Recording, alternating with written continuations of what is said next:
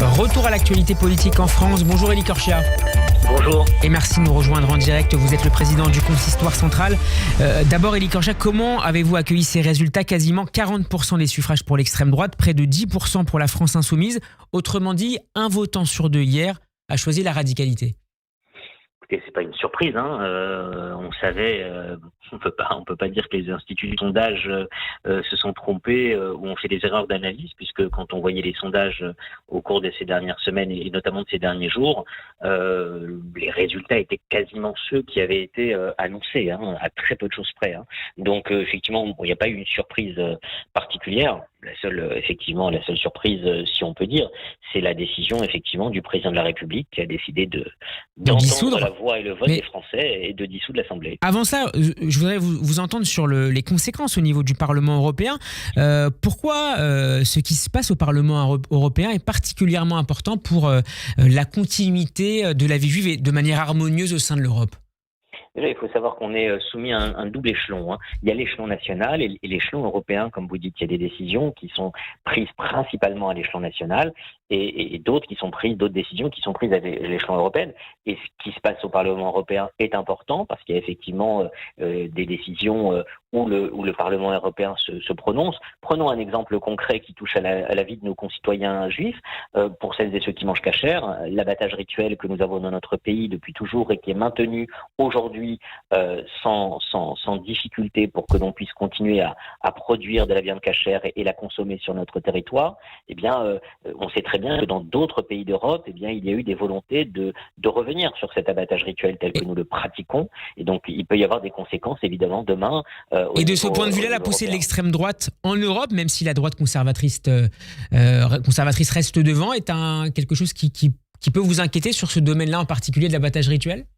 Sur celui-là comme sur d'autres, il y a des marqueurs, il faudra être très vigilant, continuer à expliquer les positions qui sont les nôtres, en expliquant qu'il n'y a aucune antinomie entre l'abattage rituel et le bien-être des animaux, qu'il ne faut pas tomber dans la caricature de certaines organisations qui essayent de faire passer le judaïsme et notamment l'abattage rituel comme quelque chose qui ferait souffrir, qui serait une souffrance telle qu'il faudrait interdire l'abattage rituel.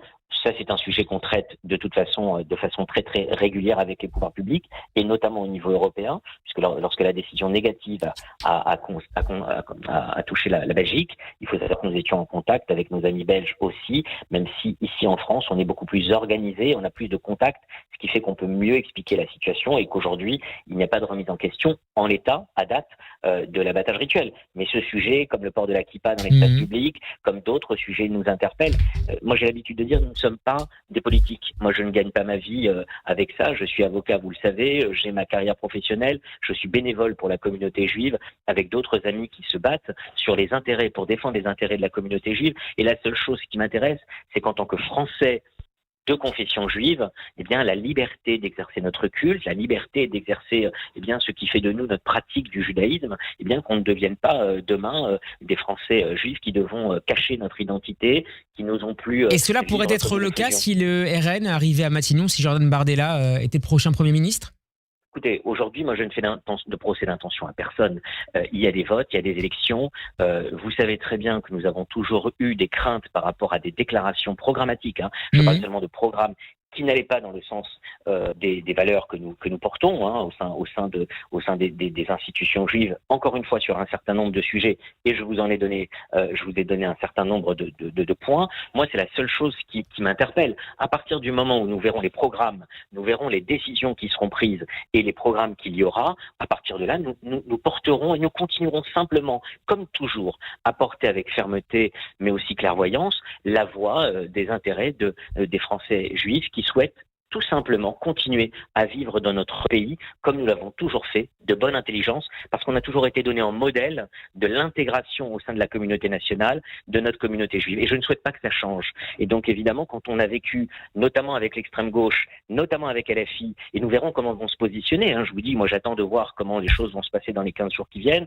On verra si la NUPES est maintenue ou pas. Est-ce que le Parti socialiste, qui hier arrive avec un score de près de 15%, va essayer de se rapprocher rapprocher et va être demain sous le joug peut-être de Jean-Luc Mélenchon ou de LFI.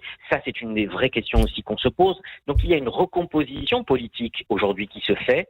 Moi, je ne jette l'anathème sur personne. Je vérifierai les programmes, je vérifierai les propositions. Et à partir de là, nous continuerons, comme nous l'avons toujours fait, quand on est un dirigeant juif, je dirais, clairvoyant sur la situation, de porter la voix et le message de celles et ceux qui font vivre leur communauté au niveau national. Merci beaucoup, Elie Korcha, d'avoir été avec nous. Je rappelle que vous êtes le président du consistoire central. Bon après-midi et Chag Sameach. À bientôt.